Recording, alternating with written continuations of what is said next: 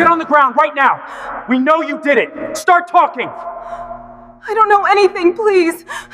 Tell me where he went right now, or you're going down with him. I don't know, I swear, please. I know you're lying. Tell me where it is right now. Oh! Detective, ease up. You can't threaten her. Before we start the story, tell me, where are you watching from? And if these stories speak to you, make sure to hit that subscribe button. You ever hear a parking garage breathe? That slow concrete echo that makes regular footsteps sound like a warning? That's how the night felt when Dr. Nia Carter clocked out. 12 hours of bones and blood and thank you said too late, and stepped into B level, row C, where the fluorescent lights flickered like they couldn't decide whose side they were on. Her SUV blinked back at her when she hit the fob.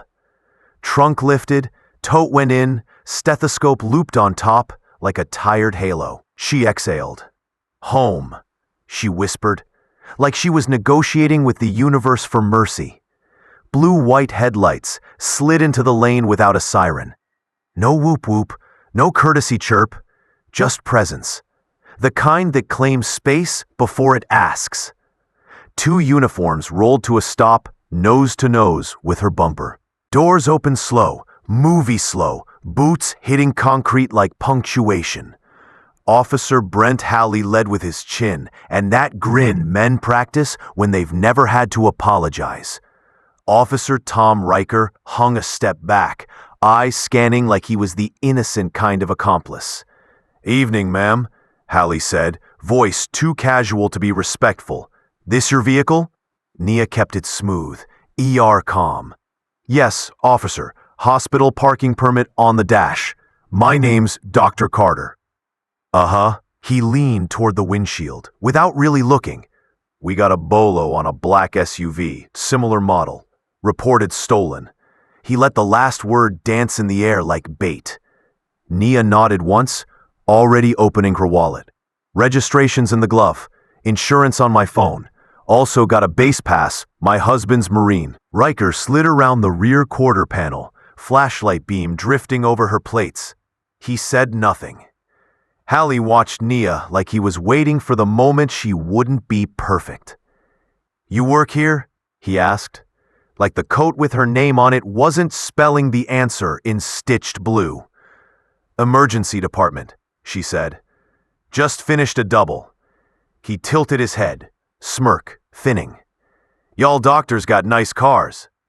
She let it pass. She'd swallowed worse from families at 3 a.m. "Do you want to see the registration?" "Go ahead," he said, tone granting permission to the person who already owned the car.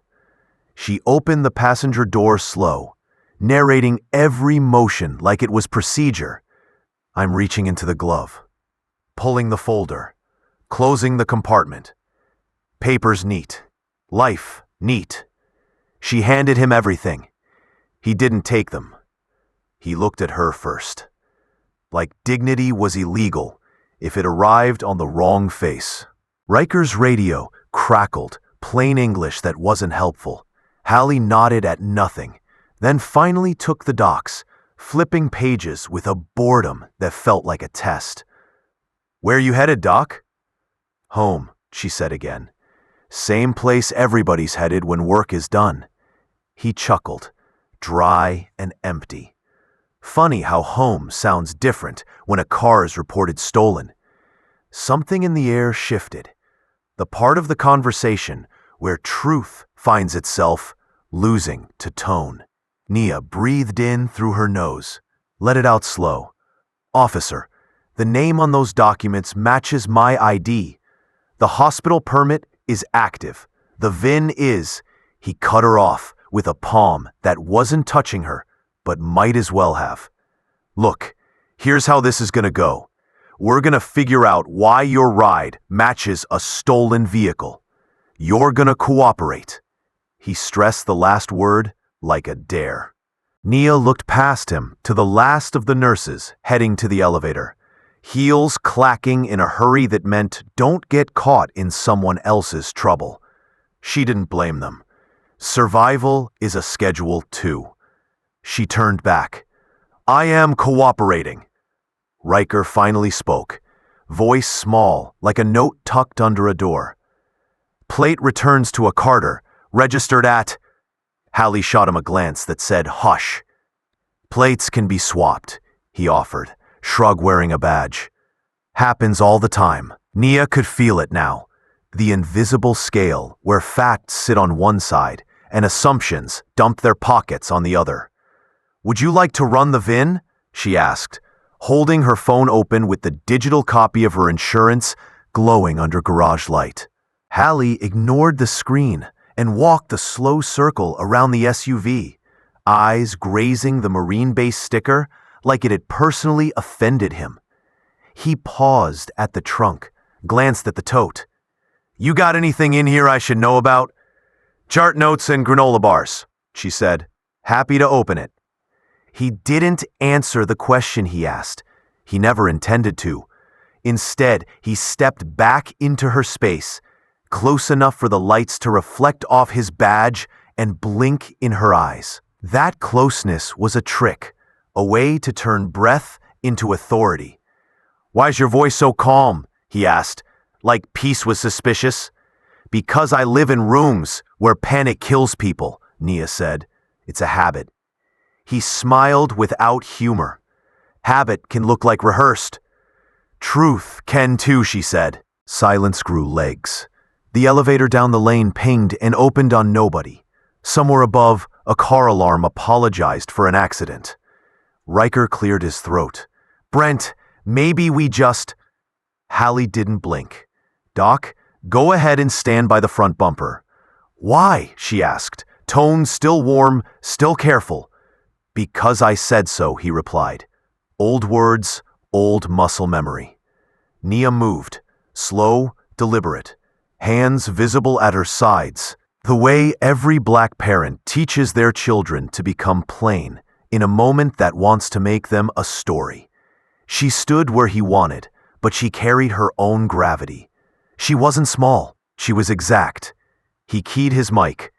Unit 12 at B level, hospital garage. Investigating a possible stolen vehicle. Driver is, not forthcoming. The word hung there like a lie trying on a suit. He looked at her while he said it. He wanted it to fit. Nia heard the implication, tasted the old anger that comes from watching language bend. She swallowed it because she wanted to go home, not become a headline in her own city. Officer, with respect, everything you asked for is right there. She nodded at the documents he still hadn't really read.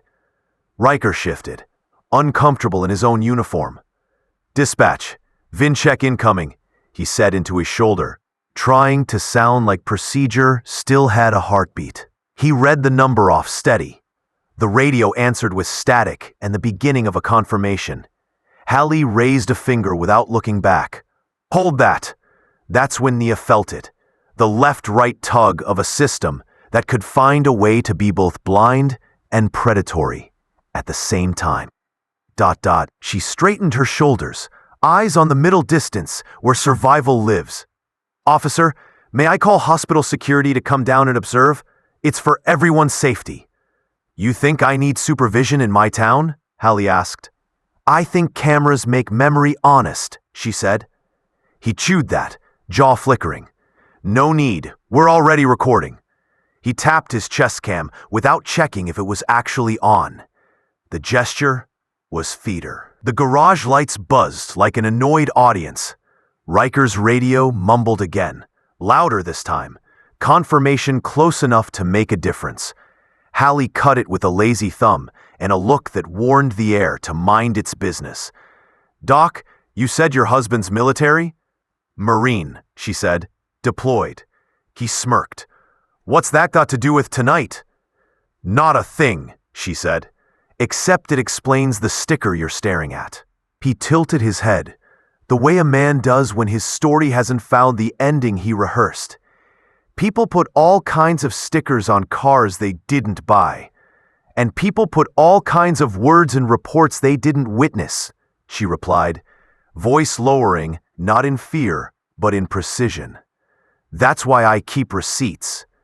A soft scuff echoed from the elevator. Leah, the overnight security guard Nia knew from countless 3 a.m. meals, stepped out, holding a tablet. Bless her courage. She waved small. "Everything okay, Dr. Carter?" Hallie turned. "You can head back upstairs, ma'am. Police matter." Nia locked eyes with Leah, then glanced at the tablet. Leah understood.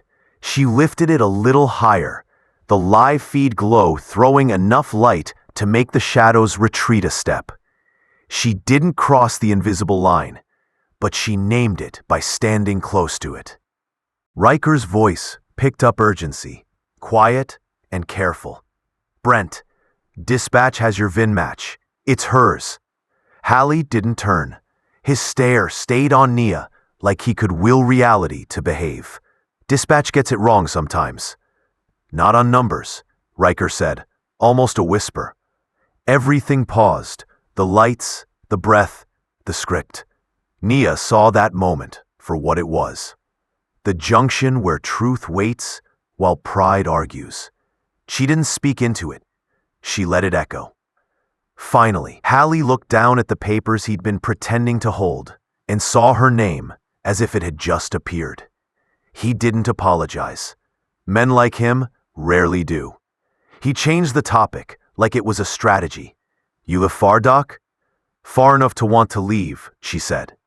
He weighed the line, decided it wasn't a threat, and stepped back a half inch, like generosity was a favor he was granting. "We're still gonna need to, document tonight." "Document away," Nia said, nodding at the tablet, at Leah, at the camera that may or may not be more than a badge accessory. Clarity helps everybody. A wind found its way into the garage, carrying that hospital smell, bleach and breath and second chances. Somewhere above them, a monitor pinged the sound of a heart learning how to slow down. Down here, nobody was running, but everybody was tired. Riker cleared his throat, more himself now. "Dr. Carter, you're free to go after we log the check." He looked at Hallie like a man hoping tomorrow shows up different. Nia didn't thank him. She didn't perform gratitude for surviving bureaucracy. She took her documents back with the same care she uses to hand a newborn to a waiting mother. She closed the passenger door, walked around to the driver's side, and paused. "For your report," she said, soft enough to make the words heavier. "Spell my name right." Leah tucked the tablet in, chin lifted, pride quiet. Hallie stared at the ground where his shadow had been larger 5 minutes ago. The garage didn't clap. Concrete doesn't play favorites. It just remembers. Nia started the SUV, engine purring like a cat that picks its people. As she rolled toward the ramp, the rear view caught Hallie turning off his chest cam, the red LED winking out like a confession. She didn't hear the click. She didn't need to. Patterns have a sound even when they're silent. Up on the surface, midnight had folded the city into smaller pieces. Streetlights stood like witnesses. Nia drove home on muscle memory, fingers light at 10 and 2, mind replaying the conversation with edits only she could hear. By the time she hit her block, her breath had evened out, but a different kind of pulse had started, steady, low, building. The kind that means a story has decided it won't let itself be misunderstood. On a base oceans away, a phone screen lit a pair of hands that know patience better than they know sleep. A headline mispronounced her name. He said it out loud the right way, once, like a vow. But that's a later chapter. Tonight ends with a door closing soft and a woman staring at the ceiling, naming each step she took like beads on a string, making sure tomorrow can't pretend it forgot. Morning light cut through the hospital blinds like it was looking for an apology. Dr. Nia Carter sat at her kitchen table, still in scrubs from last night, coffee untouched, phone screen glowing with missed calls. HR, security, news alerts she didn't want to open. Her reflection in the glass door looked like someone halfway between anger and disbelief. Her badge lay next to her keys, scuffed. Badge means nothing, she thought. In the garage, that uniform had been a script she wasn't allowed to interrupt. Now, her own ID, emergency medicine in neat blue print, looked like a lie they let her borrow. She replayed the words, "Routine check, ma'am. Cooperate." That tone, that fake courtesy that sounded like control with a smile. HR called it a follow-up discussion. She called it what it was, damage control. In the conference room, fluorescent lights hummed like gossip. 2 administrators, 1 lawyer, 1 diversity liaison. They all used the same tone, professional empathy polished to a shine. Dr. Carter, the incident has created public concern. We just want to keep the hospital's image protected. Perhaps a brief personal leave until things cool down. She stared at them, heartbeat steady. Cool down for who? They shifted papers, avoided her eyes. One said softly, "You don't want to antagonize law enforcement while the review is ongoing." There it was, ongoing, the word that means never. Nia stood. "You know what's wild?" she said. "A woman can stop a man's heart, restart it, and still not be trusted to park her own car." Nobody replied. That afternoon, she called precinct headquarters. The voice that answered was polite enough to hurt. "Complaint about officer conduct? Please hold." The hold music was smooth jazz, the kind that makes anger sound out of place. When Detective Ray Sloan finally came on, he had that easy confidence of someone who deletes problems, not solves them. "Dr. Carter, I reviewed your preliminary statement. Unfortunately, without physical harm or witnesses, it's hard to prove misconduct." "There were cameras," she said. "Garage level B, hospital property." "We checked," he lied. "Nothing usable. Looks like the footage looped." She felt her pulse tap against her wrist. "So you're telling me every angle in a hospital garage broke at the same time?" He chuckled, low. "Technology's tricky." Her silence wasn't surrender. It was strategy forming. Back in the ER, whispers traveled faster than stretchers. "She's the one from the video. Didn't she yell at a cop?" "Administration says not to talk to press." Nia kept walking. Her steps sounded different now, louder in her own head, like the floor had chosen sides. A nurse stopped her near triage. "You okay, Doc?" She forced a smile. "I'm fine, still breathing." "That's a start." The nurse squeezed her shoulder. "That's more than some get." Across town, Officers Hallie and Riker sat in the break room. Hallie laughed through a mouthful of donuts, bragging about media overreaction. Riker didn't laugh. "She didn't do anything," he said quietly. Hallie waved him off. "You think anyone cares? Report says she was uncooperative. End of story." "But the VIN, paperwork disappears when it needs to," Hallie said. "Sergeant Parker'll file it under resolved. He owes me." Riker stared at the table. The crumb trail between them looked like evidence of something small and ugly that kept growing. That night, Nia met her friend Leah Sims, the hospital security guard who had filmed part of the confrontation. They sat in Leah's old sedan, windows up, engine off, the garage lights painting their faces pale. Leah handed her a flash drive. "It's not the full clip, just enough to prove they lied." Nia took it like it was dynamite. "You could get fired." Leah shrugged. "Better fired than complicit." They both knew what came next. Leak it or lose it. 2 days later, a 20-second clip hit social media. Hallie's hand blocking Nia's phone camera, his voice sharp. "Ma'am, don't start recording." The internet didn't need context. It filled the gaps with outrage. News anchors used her title wrong at first. Nina, Mia. Everything but Nia. But the footage kept looping, and every replay fixed her name in people's mouths. The hospital issued a statement about ongoing cooperation. The precinct issued one about a misunderstanding. Both smelled like the same lawyer. At home, Nia stared at the trending tag #GarageJustice. The comments were a choir of empathy and hate.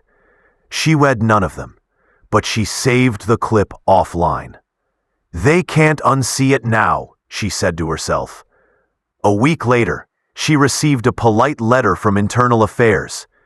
After thorough review, no disciplinary action will be taken. At the bottom, typed in italics, case closed.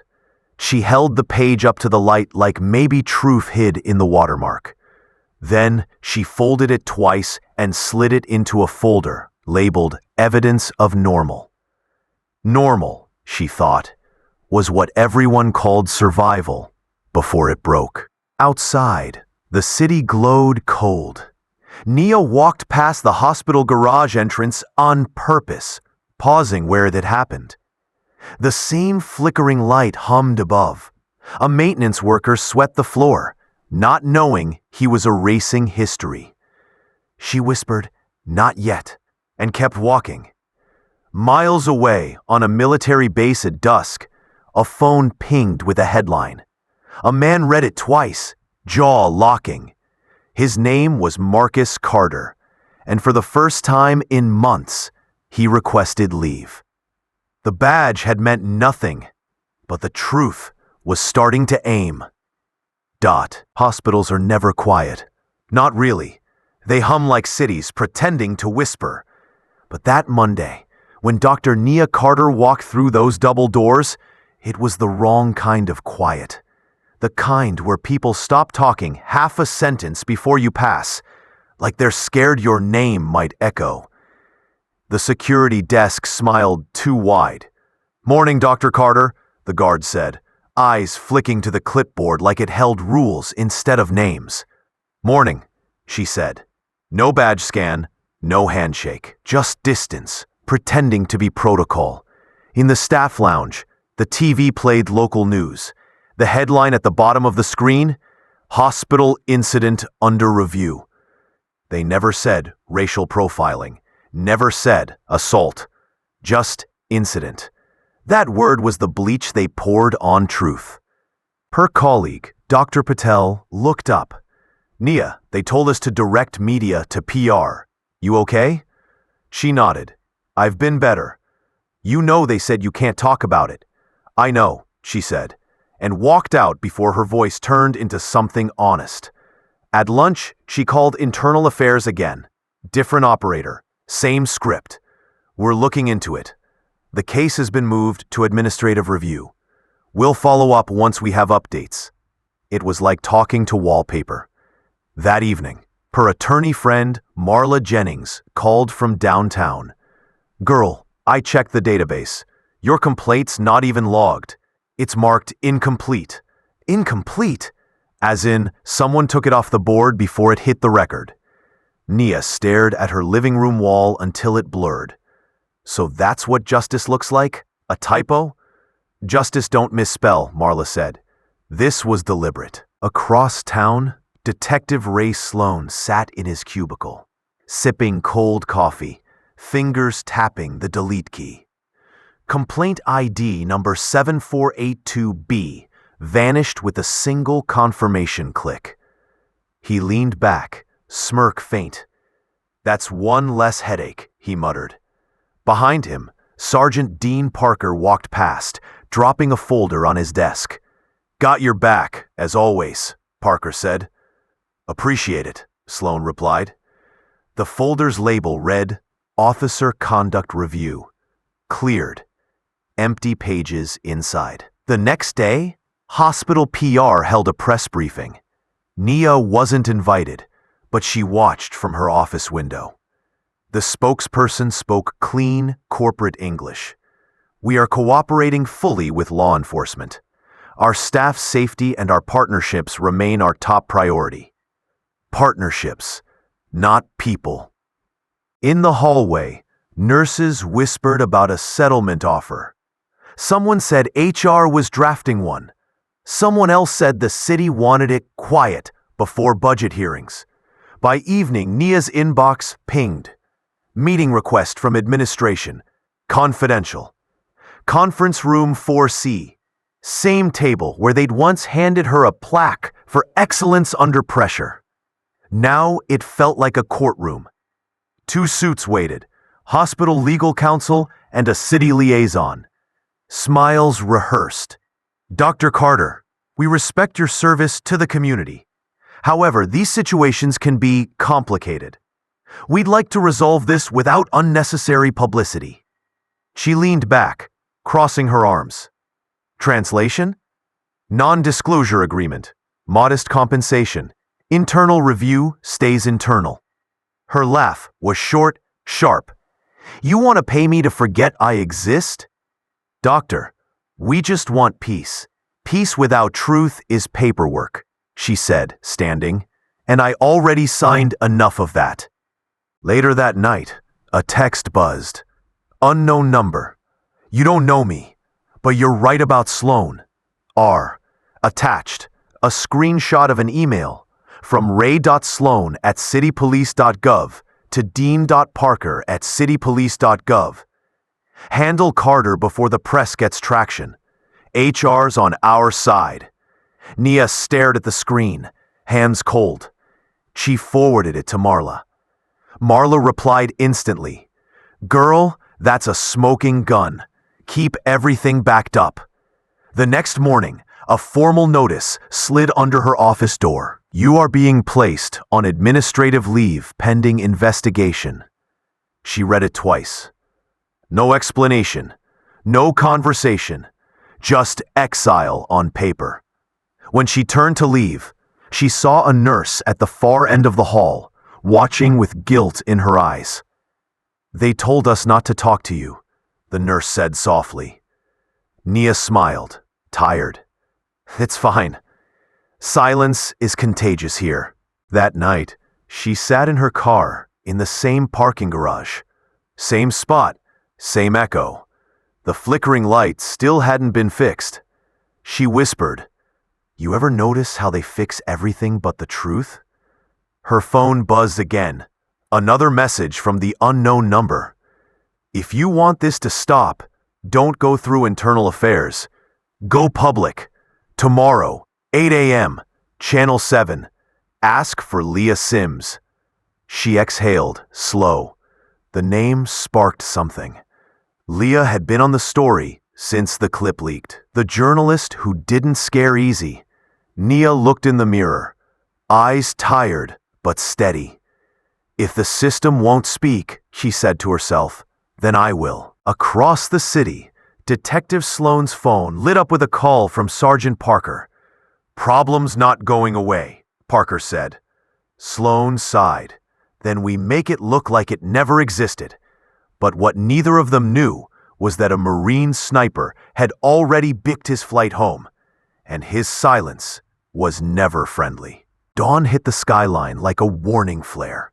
Dr. Nia Carter sat at her kitchen counter, laptop open, heart caught somewhere between hope and exhaustion. The message from the night before still glowed. Tomorrow, 8 a.m., Channel 7. Ask for Leah Sims. She typed, deleted, typed again. Every keystroke felt like permission she wasn't sure she had. The news feed on her phone kept looping the same line. Authorities maintain that the incident was a misunderstanding. That word again. Misunderstanding. The most polite way to bury a crime. 8:04 a.m. She stood outside the Channel 7 building, trench coat over scrubs, coffee gone cold in her hand. Inside, the studio smelled like burnt lights and deadlines. Leah Sims appeared from a side hallway, braids, press badge, voice steady as gospel. You must be Dr. Carter. Nia's fine. You ready to burn the curtain? Nia exhaled. I just want them to stop lying. They sat in a side room lit by one lamp and too much truth. Leah plugged in her recorder. Talk me through it, she said. Everything. Nia did. The garage, the silence, the letter, the file that vanished. She told it like she was performing CPR. Rhythm, precision, no wasted breath. Leah never looked away, just nodded like a metronome for courage.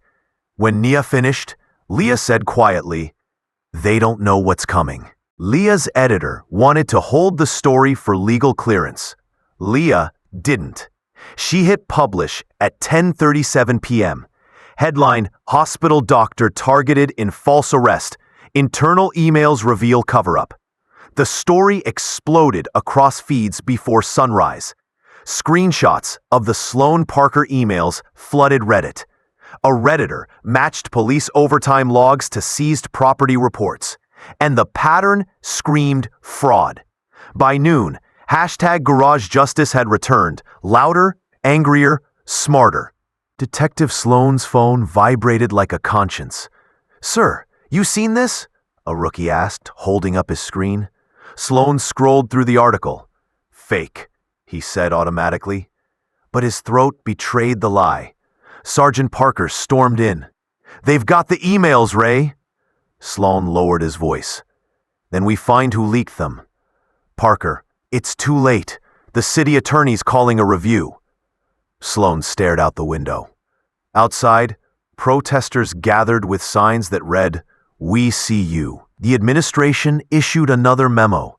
No comment to press. All staff cooperate with investigators.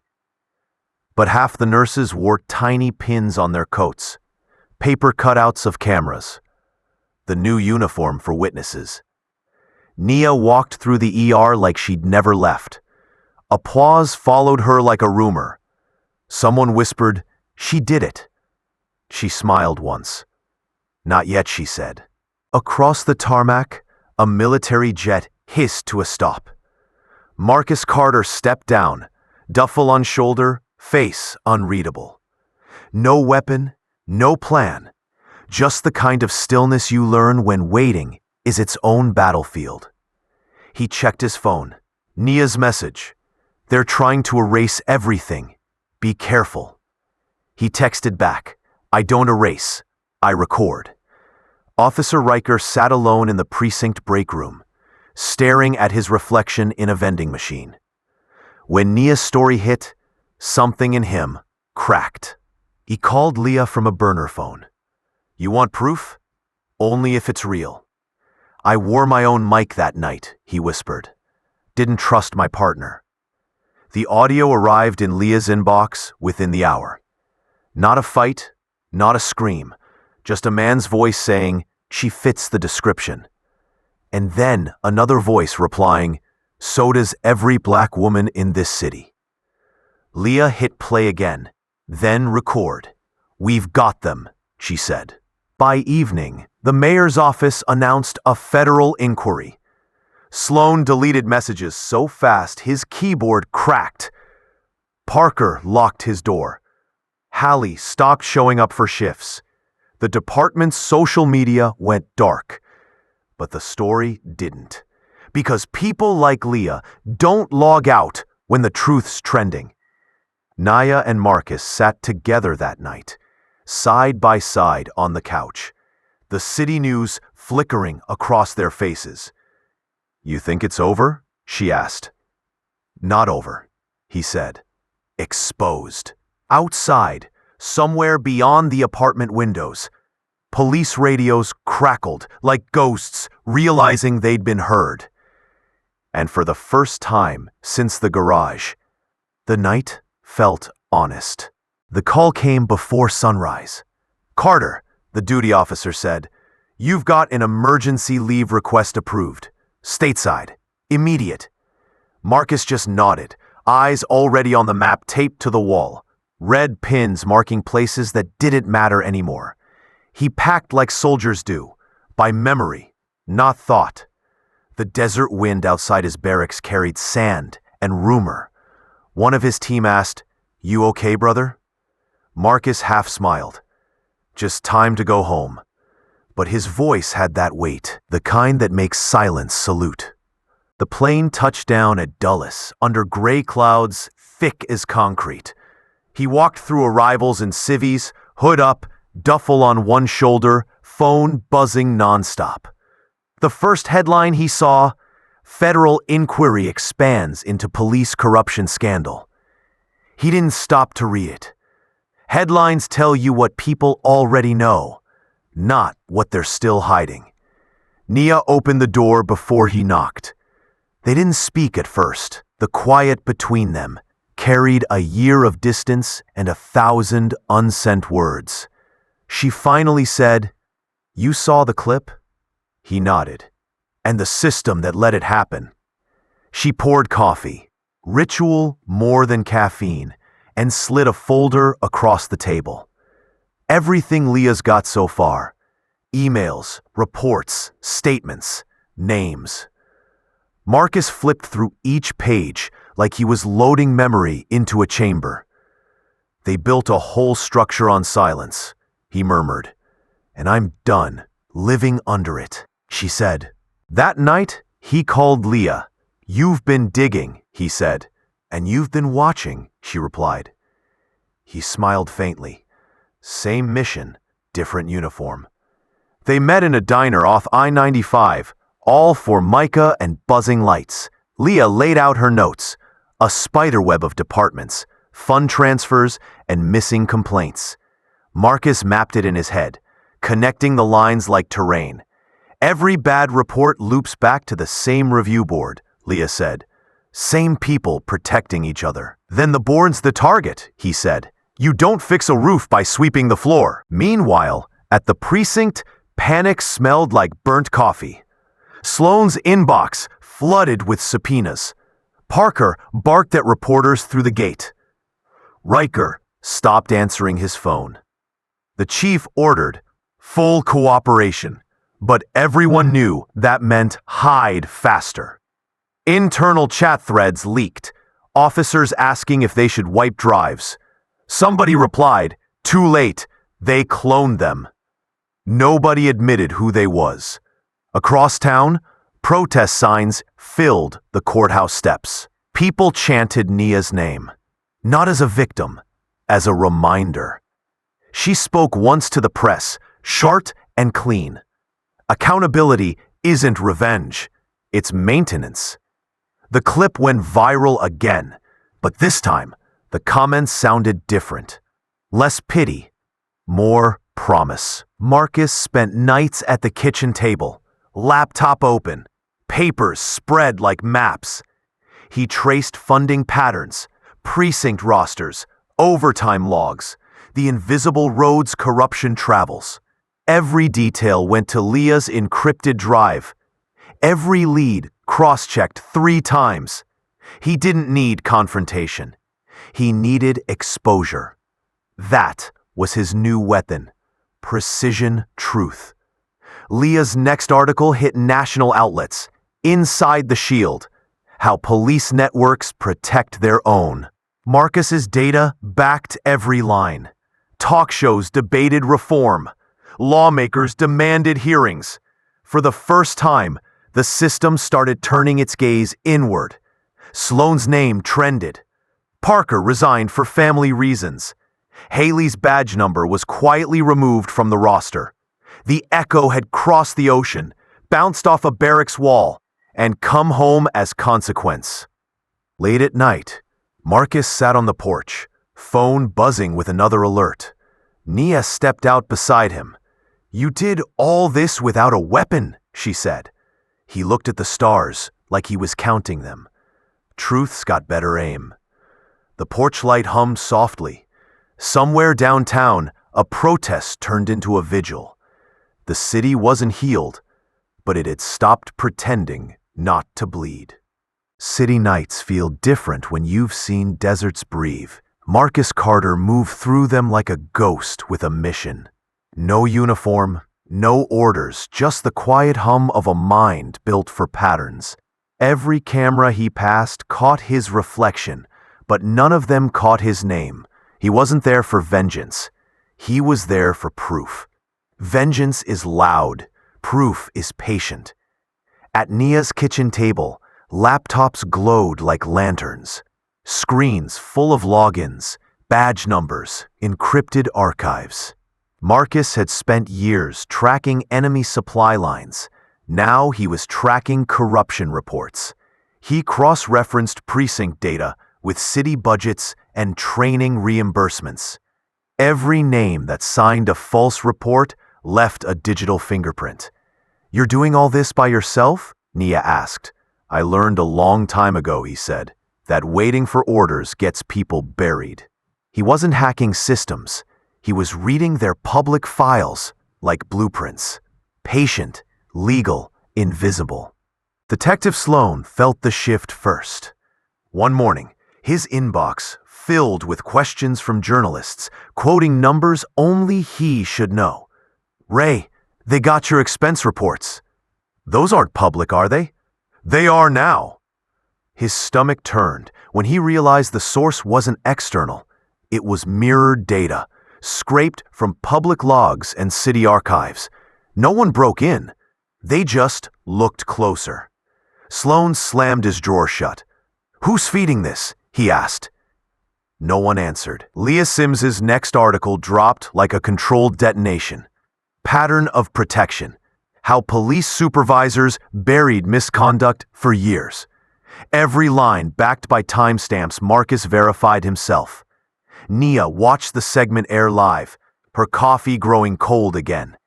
In the background, her phone buzzed with messages from nurses, students, soldiers, all saying the same thing: "Keep going." Marcus knew exposure alone wasn't enough.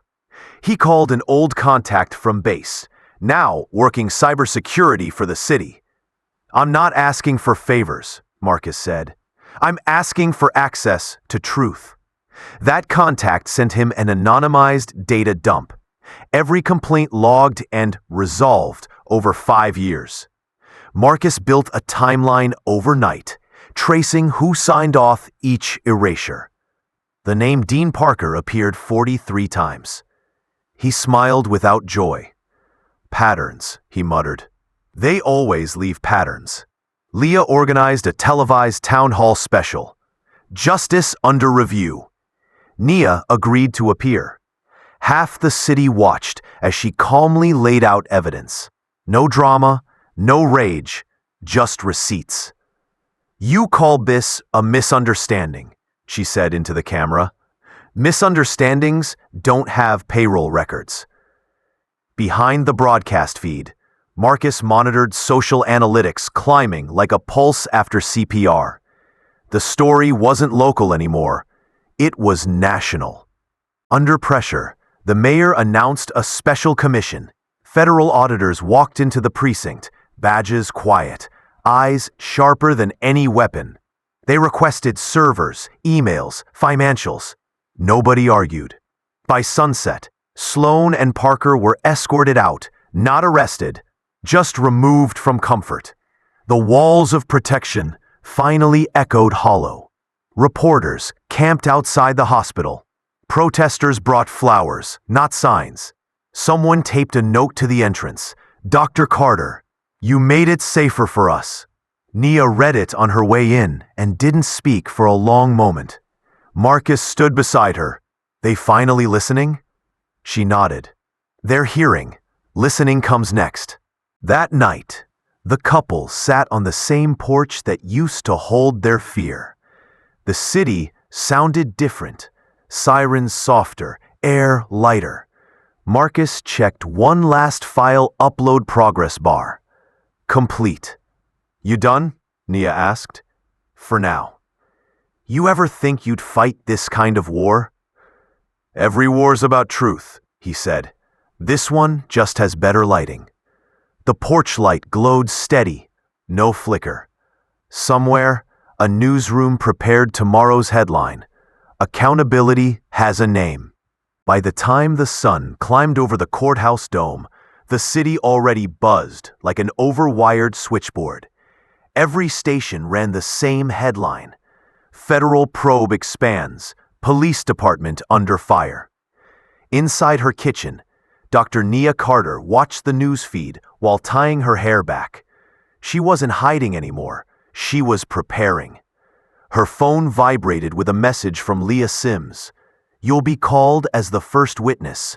Bring calm, not anger. Cameras love calm." Across town, Precinct HQ looked like a fort built out of excuses. Officers filed in silent lines, handing over phones and badges to auditors. The smell of stale coffee and fear mixed with paperwork. Sergeant Dean Parker sat in his glass office, pretending to read a memo, the color draining from his face every time the printer hummed. 3 black SUVs rolled up like punctuation marks at the end of a long lie. Out stepped agents in Navy windbreakers marked OIG, Justice Department Oversight. No speeches, no smiles, just clipboards, flash drives, and quiet authority. Inside, Detective Ray Sloan tried his old charm routine. "Gentlemen, we've always cooperated with oversight." The lead agent didn't blink. "Then this'll be easy." They began mirroring hard drives, collecting years of emails Parker thought he'd buried. Every deleted message resurrected under fluorescent light. Leah's studio looked like a war room. Maps of timelines, strings of names, and a countdown clock to the hearing. The leak she and Marcus had built had become a national story. Talk shows argued. Hashtags multiplied. Hashtag Garage Justice turned into hashtag The Carter Act. Leah turned to her crew. "Don't celebrate exposure. Celebrate evidence. Truth's still on trial." When the red camera light went on, her voice carried through every living room. "This isn't about one doctor or 2 officers. It's about how silence can be policy." The council chamber was packed wall to wall with press, activists, and city staff pretending not to sweat. Nia sat at the front, flanked by attorneys and cameras. She adjusted the microphone and began. "I didn't come here to destroy a department. I came here to show what happens when systems decide some voices are optional." Every flashbulb caught her expression, steady, unbroken. When she read excerpts of the falsified reports, the room murmured like a conscience waking up. Behind her, Marcus stood by the back wall, silent, hands clasped, eyes locked on Parker and Sloan at the defense table. Parker's lawyer whispered, "Say it was clerical error." Parker swallowed hard. 43 clerical errors? He muttered. Mid-hearing, an aide rushed in with a manila folder, new evidence from Leah's newsroom. An internal memo where Parker wrote, "Close this before it climbs the ladder." The chairman held it up. "Sergeant Parker, is this your signature?" He hesitated.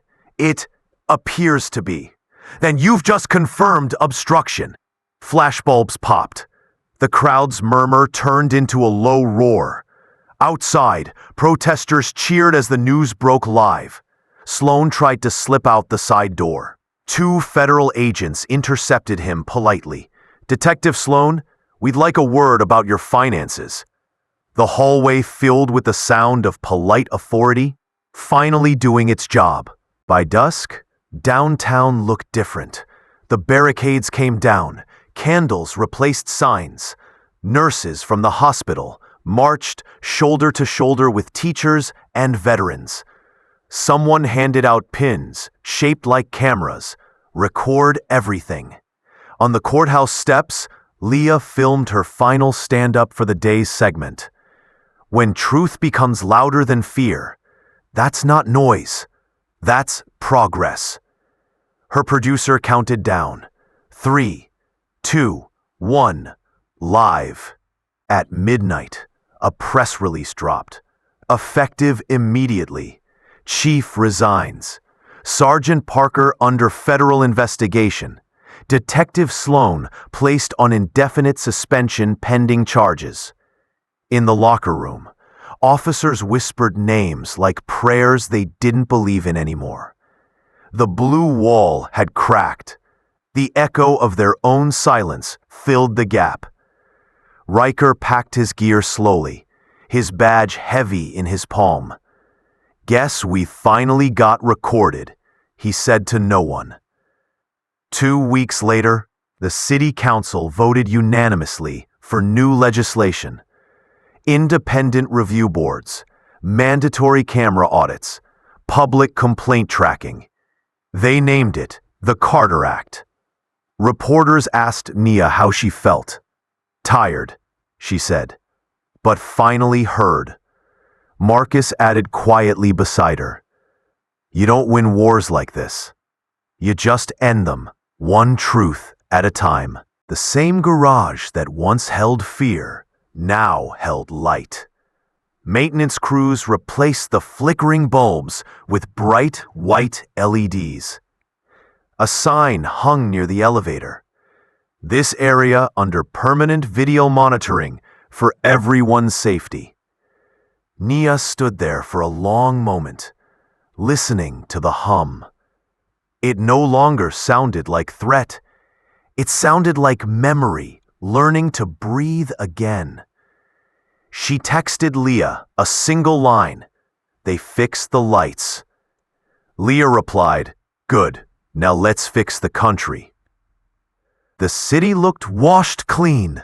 No sirens, no speeches, just the low hum of normal life finding its rhythm again. Outside the courthouse, yesterday's signs still leaned against the steps, damp from night rain.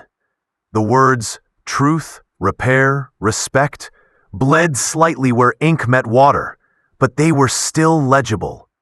Dr. Nia Carter stood on her porch, hair loose, mug steaming in both hands. The local paper rested on the railing. The Carter Act signed into law. She read the headline once, then folded it neatly. Justice doesn't always roar, she thought. Sometimes it just signs paperwork before breakfast.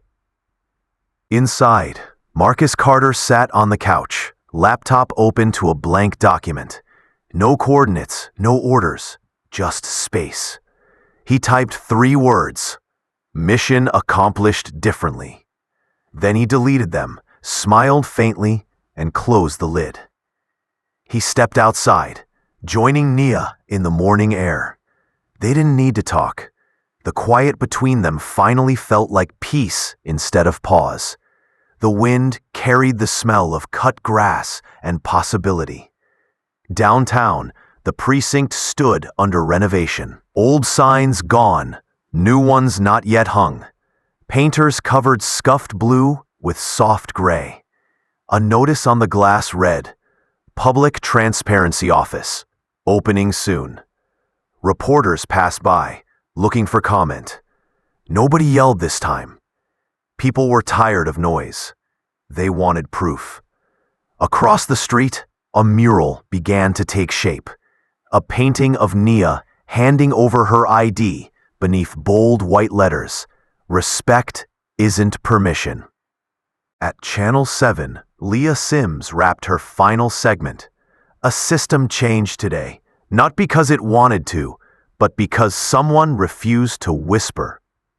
The control room clapped once, then just sat in silence, listening to the quiet hum that follows truth. Leah looked through the studio glass, eyes wet but steady. "We did something good," she said softly. That evening, the Carters ate dinner outside. Fried chicken, cornbread, the kind of food that fills more than stomachs. Fireflies blinked in the yard like tiny flashbulbs recording peace. "You think they'll keep the promise?" Nia asked. "Some will," Marcus said. "The rest will hear us coming." She smiled. "I used to think change was a moment. Turns out it's a maintenance schedule." He laughed. "Then we'll keep the tools handy." A week later, a thick envelope arrived. Department of Justice letterhead. Inside, a formal apology, stamped and signed. Nia read it out loud, then set it down.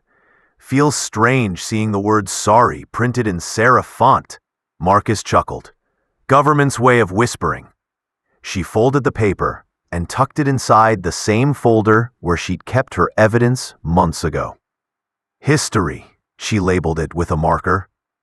Summer rolled in slow. Kids rode bikes down Maple Street. The hospital garage lights stayed bright. No shadows, no echoes, just motion and safety. Once a week, Nia taught a new course, Medical Ethics and Authority. First slide, never confuse procedure with justice.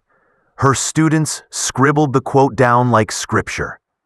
Marcus visited schools, talking about patience, discipline, and courage without guns.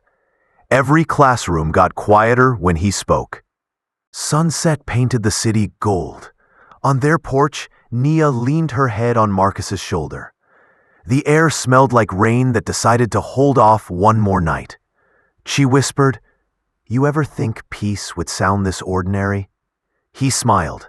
"That's how you know it's real." The camera would pull back, the porch lights steady, no flicker this time, until the couple became silhouettes against a sky learning how to forgive itself.